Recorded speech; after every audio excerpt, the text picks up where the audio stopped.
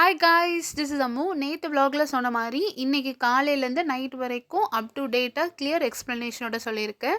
அதுக்கு முன்னாடி நம்ம சேனல் பிடிச்சிருந்தா கண்டிப்பாக சப்ஸ்கிரைப் பண்ணுங்கள். இப்போ வீடியோக்குள்ளே போகலாம். முந்த நாளே ஜீரா வாட்டர் இருக்குல்ல, அதை வந்து 1 டீஸ்பூன் இல்லைனா 1 டீஸ்பூனுக்கும் கொஞ்சம் நிறைய நீங்கள் ஒரு கப்பில் வந்து ஊற போட்டு வச்சுக்கோங்க.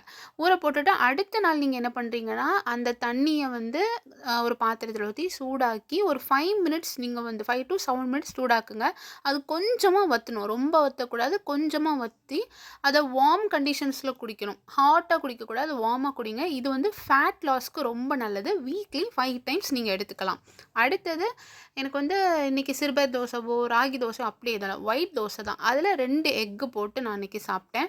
நீங்கள் அதில் அதுக்கு மேலே கார்லிக் போட்டுக்கோங்க, கொரியாண்டர் போட்டுக்கோங்க, எதுனாலும் போட்டுக்கோங்க. நான் சிம்பிளாக என்னை முடிச்சிட்டேன். ஆஃப்டர்நூன் தான் மெயினான பாயிண்ட்டு என்ன தெரியுமா?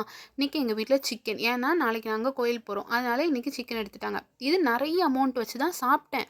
பட் என்னால் இது கூட சாப்பிட முடியலை. எனக்கு வயிறு நிறைஞ்சிட்டு. ஒரு வேளை என்னோடய ஸ்டொமக் வந்து அந்த ஸ்மால் குவான்டிட்டிக்கு அடாப்ட் ஆகுதுன்னு நினைக்கேன்.